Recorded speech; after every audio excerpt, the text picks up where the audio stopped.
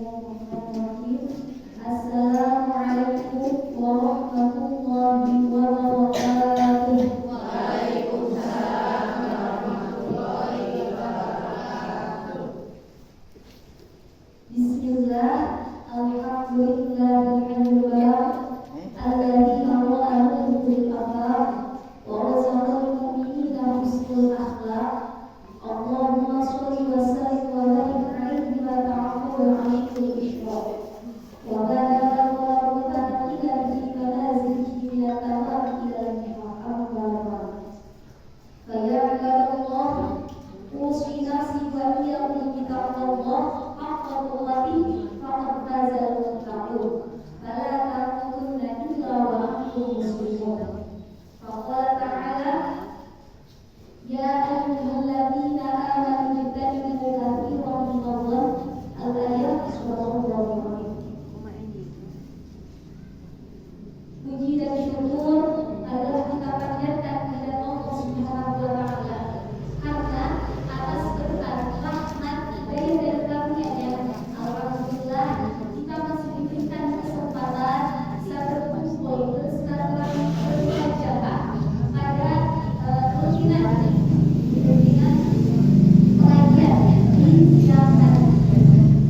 Kemudian kami pula sholawat beserta salam semoga tetap tercurah limpahkan kepada baginda alam, yakni Habibana wa Nabiyana wa Maulana Muhammad sallallahu alaihi wasallam.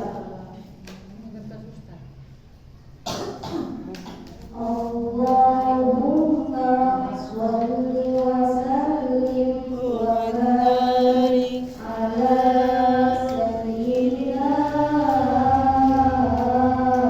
Muhammadin wa ala ali sayyidina Muhammad.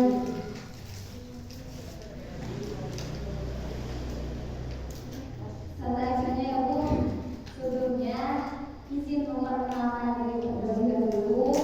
Mungkin di sini ibu-ibu bertanya, saha anu ngawantunan kali payu ibu-ibu nyaris payu ibu-ibu.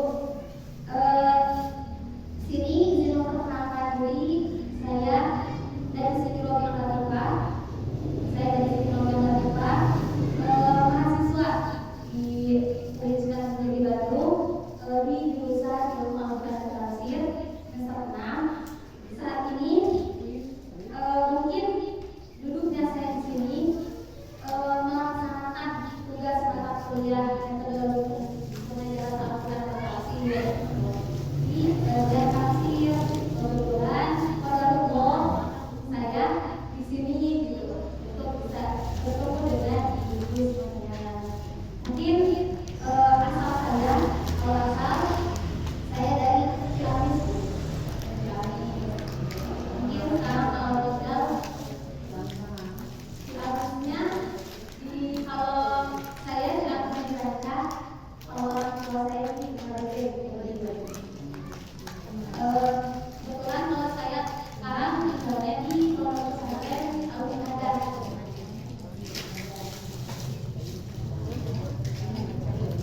Ya,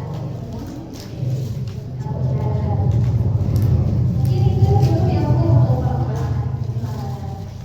Mungkin kita buka di pembelajaran kali ini dengan ucapan Bismillahirrahmanirrahim.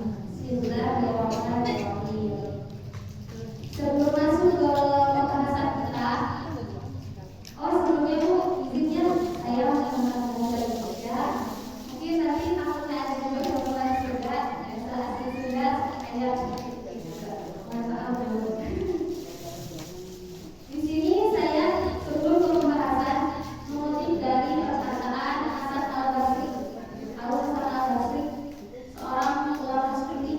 Beliau seorang ulama sufi mengatakan bahwasannya jualah kehidupanmu saat ini untuk kehidupanmu selanjutnya dari akhirat. Niscaya kamu akan mendapatkan keduanya. Tetapi jika kamu menjual kehidupan selanjutnya untuk kehidupan saat ini, maka kamu akan kehilangan keduanya. Nah, apa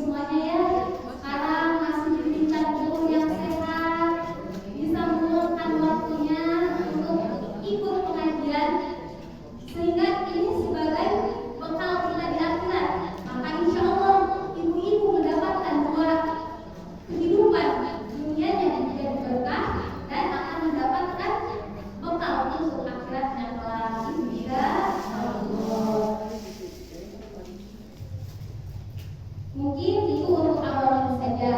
Nah, untuk pembahasan pada siang hari ini, saya mengambil tema mengenai etika kepada sesama muslim dengan mengambil tafsiran Al-Quran surah Al-Imran ayat 12.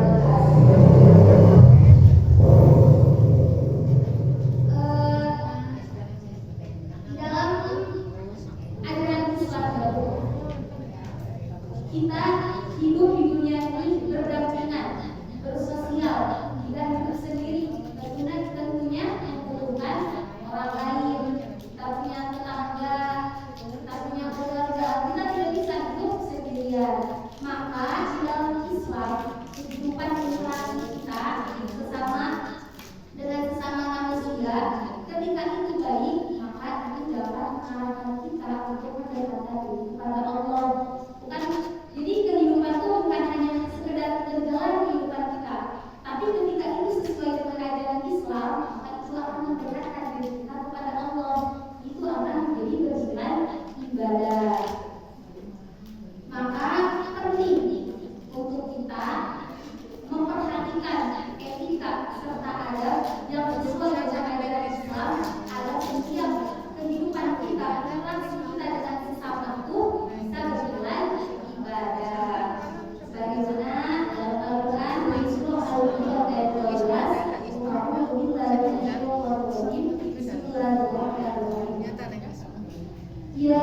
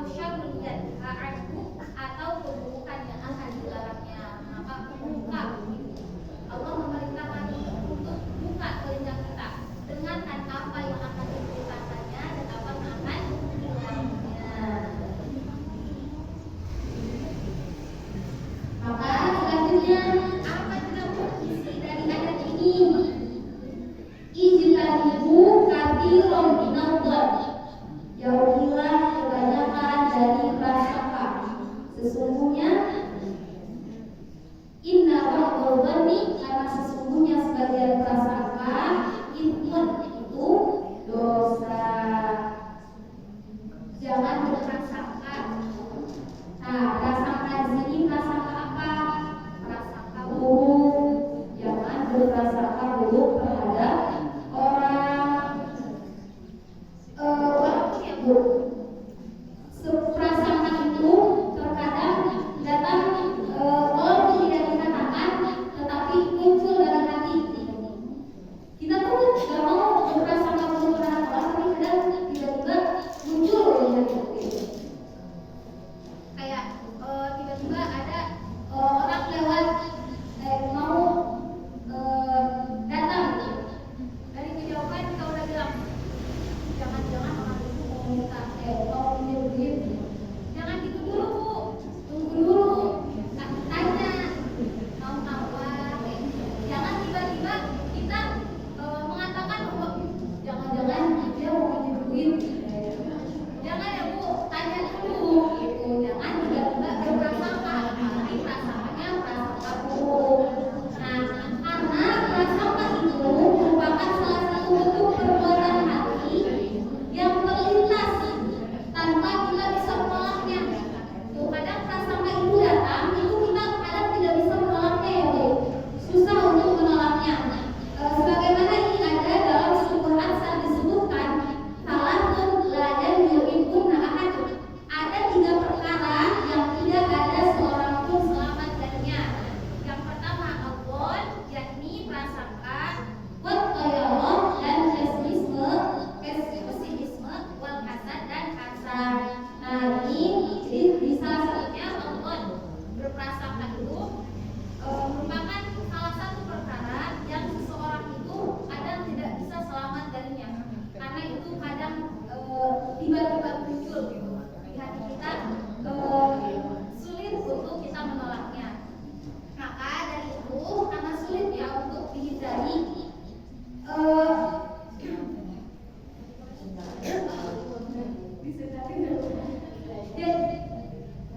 jadi sebab kita sulit ya Bu untuk menghindari prasangka-prasangka itu, karena itu kadang tiba-tiba datang di hati kita walaupun kita tidak mengucapkannya. Nah, maka ini perlu kita untuk diperintahkan untuk menjauhi prasangka dengan ketika kita mengatakan prasangka yang buruk, tapi kita coba menghilangkannya dengan menggantinya dengan prasangka yang baik. Kayak misal lihat yang berboncengan laki-laki dan perempuan itu kita menyatakan itu teh dua anu baik dengan prasangka buruk kita.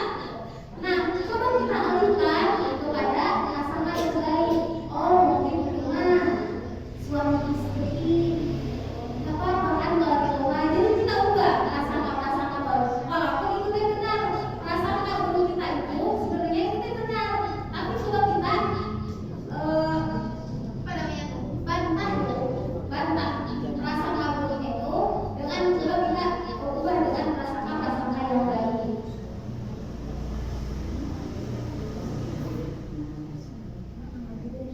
Begitupun ada dalam naskah dikatakan wasabul hadi hukum bil maghfirati bidzalika. Aku akan memberitahukan jalan keluar dari semua itu. Idza dhananta fala tuhaqiq, apabila kamu berprasangka maka janganlah kamu menindaklanjutinya. Jadi ketika kita berprasangka buruk, jangan menindaklanjutinya. Jadi jangan udah di hati udah ada prasangka buruk, jangan tiba-tiba diomongin, apalagi diomongin ke orang lain.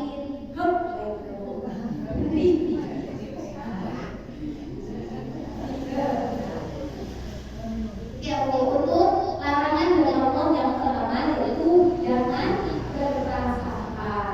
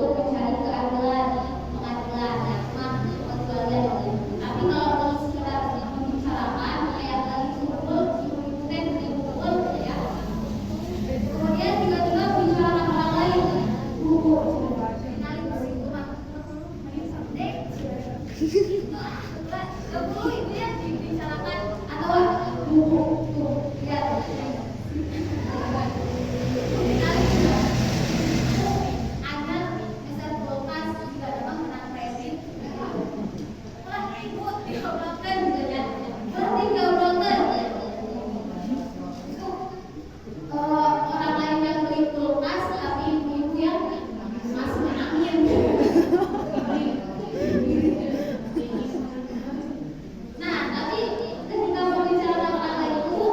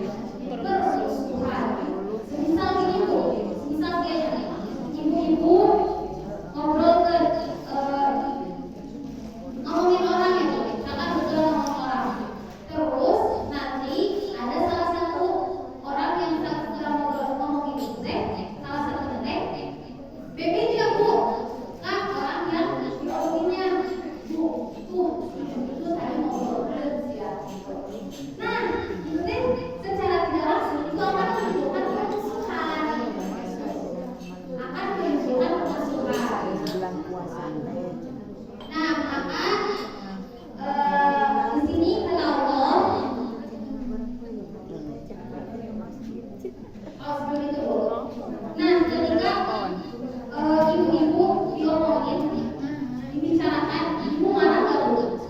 Marah ya bu, pasti marah. Maka ketika ada orang yang emosi marah, itu adalah menunjukkan suka orang yang membicarakan mengenai hal itu. Maka sebelumnya Allah mengatakan barang siapa yang suka membuka aib saudaranya di dunia, maka nanti Allah akan membuka aibnya di akhirat. Sebaliknya, barang siapa yang menutup aib saudaranya, maka Allah akan menutup aibnya di akhirat.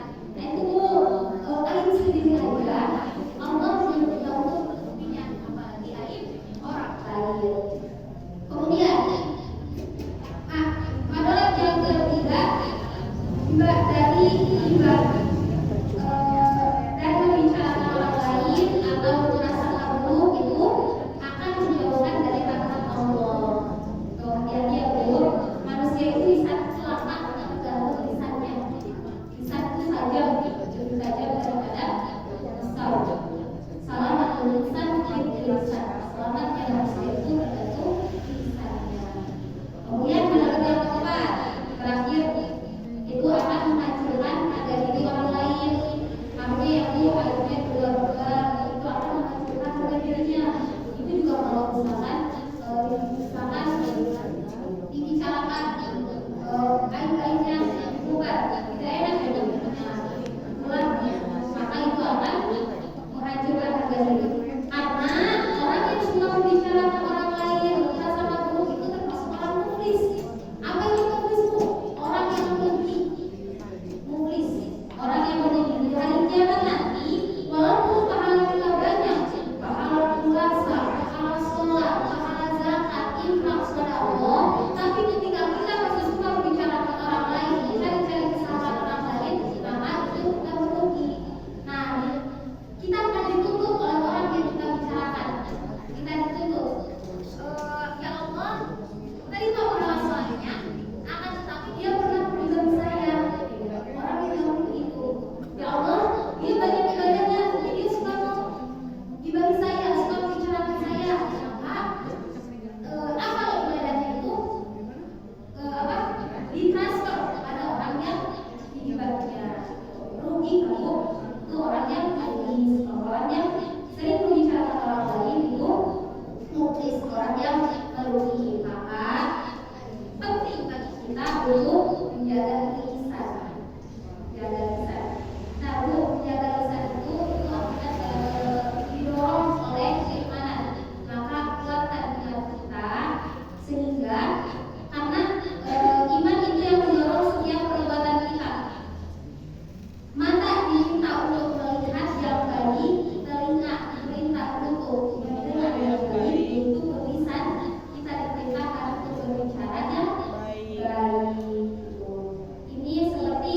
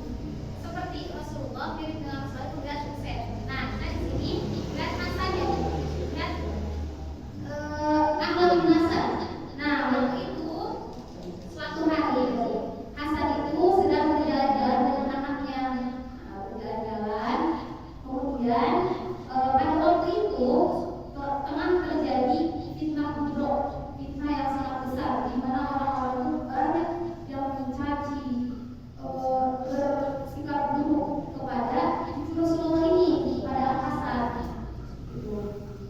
Walaupun Al-Hasan ini seseorang yang soleh, nah kemudian anaknya mendekati ketika berjalan-jalan dengan orang-orang membicarakan Al-Hasan. Nah kemudian anaknya berbicara kepada ayahnya Hasan ini, kenapa tidak meninggali atau memberikan yang benarnya. Nah di situ Al-Hasan mengatakan bahwasanya Bapak tidak tahu apa yang mesti dikatakan, karena di dalam hati Hasan itu sudah tidak tahu apa kata-kata yang bisa membenarkan. Walaupun di situ ya untuk membalas, apalagi mencela orang yang mencelanya lagi. Jadi Hasan itu nggak tahu apa yang mesti dikatakannya, apalagi harus mencela kembali orang. Berarti itu sama saja dengan sama-sama kotor gitu. Pun ketika Hasan ingin mengklarifikasi bahwa itu tidak benar, apa yang dikatakan itu tidak benar, apapun yang dikatakan itu tidak benar, Al-Hasan itu tidak bisa mengatakannya karena takut melukai orang yang membicarakannya gitu. Saking Al-Hasan itu sudah tidak menemukan kata-kata yang kotor di dalam lisannya. Seperti itu. Maka apa juga yang harus kita lakukan untuk mengurangi sehingga kita terhindar, apa yang mesti kita lakukan agar kita terhindar dari tiga perkara tadi ya, berprasangka buruk, kemudian cari-cari kesalahan orang lain, dan membicarakan orang lain. Yang pertama, kita mesti memperbaiki ibadah kita kepada Allah. Nah, ibadah yang baik akan menumbuhkan iman, kemudian mengontrol mulut kita, perbuatan yang disertai dengan iman, kemudian menumbuhkan ihsan, tumbuhkan di dalam hati kita bahwa kita itu, kehidupan kita itu dilihat oleh Allah. Maka ketika kita akan melakukan hal-hal yang buruk, kita akan berpikir 1000 kali, sehingga karena menganggap bahwa Allah itu mengontrol kita. Jadi kita harus melakukan ihsan, kita perbanyak beribadah. Kemudian yang kedua, fokus menghindari lingkungan yang tidak baik, hindari lingkungan-lingkungan yang tidak baik. Nah, karena seluruh itu buruk akhlak itu cepat pulangnya. Tiba-tiba ya Bu, ada orang yang satu orang perangkat terus itu ke situ, tiba-tiba langsung mau. Nah itu cepat pulangnya ya Bu, kalau keburukan tuh. Nah beda lagi kalau kebaikan. Kalau kebaikan tuh ada susah hidayahnya, kita kumpul dengan orang lainnya. Nah maka dari itu penting kita berkumpul dengan lingkungan yang baik, kayak ini ikut pengajian, cari ilmu, duduk dengan orang-orang soleh, sehingga kita juga terhindar dari hal-hal yang buruk. Lalu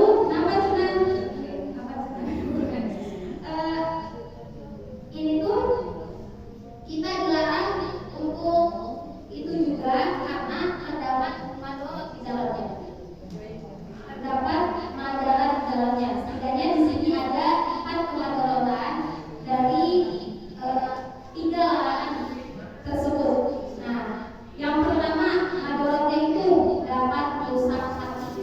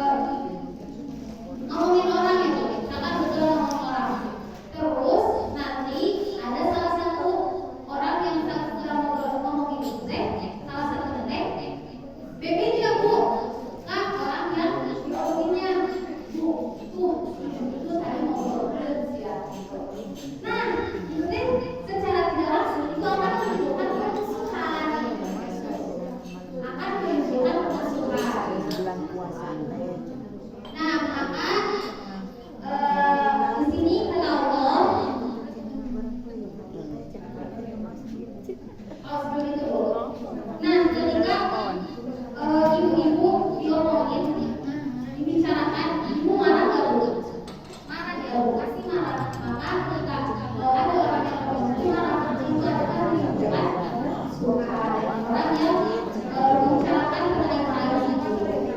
Maka sebelumnya Allah mengatakan barang siapa yang suka membuka aib saudaranya di dunia, maka nanti Allah akan membuka aibnya di akhirat. Sebaliknya, barang siapa yang menutup aib saudaranya, maka Allah akan menutup aibnya di akhirat. Nah itu aib sendiri aja Allah belum bisa untuk menutupinya, apalagi aib orang lain. Kemudian adalah yang ketiga, dari ibadah dan membicarakan orang lain atau prasangka buruk itu akan menjauhkan dari rahmat Allah. Kemudian dia manusia itu bisa selamat tergantung lisannya.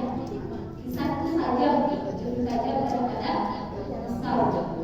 Selamat lisan lisan. Selamatnya manusia itu tergantung lisannya. Kemudian yang keempat, terakhir itu akan menghancurkan harga diri orang lain. Artinya itu akhirnya dua itu akan menghancurkan harga dirinya.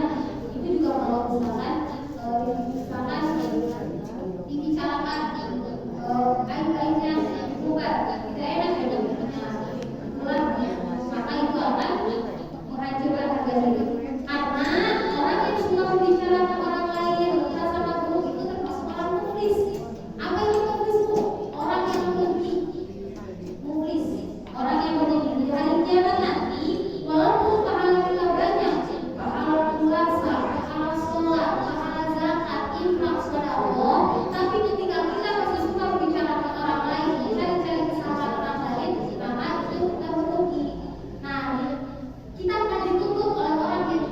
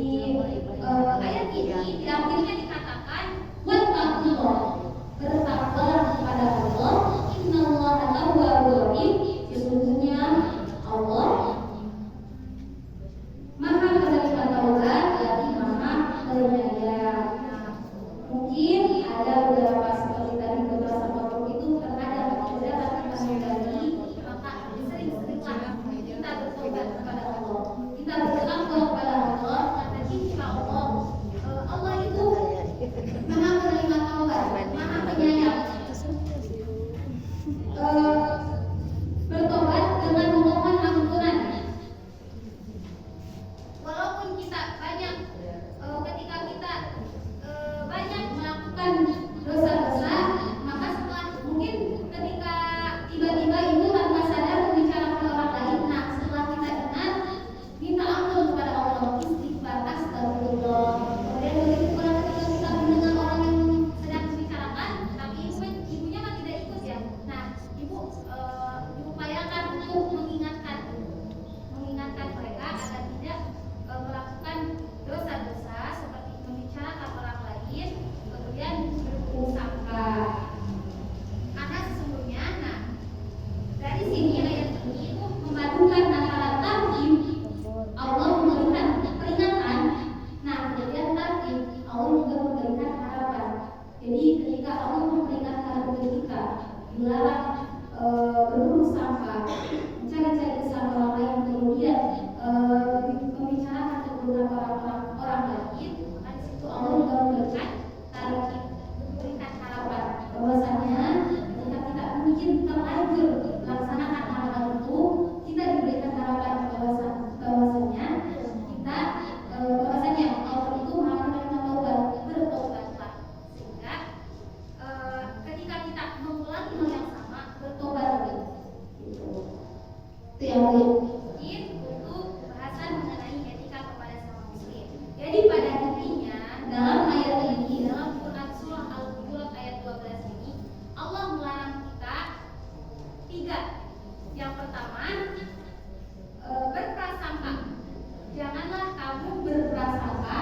Kemudian yang kedua, jangan mencari-cari kesalahan orang lain. Kemudian yang ketiga adalah jangan membicarakan keburukan orang lain. Hadis sama muslim. Nah, sesungguhnya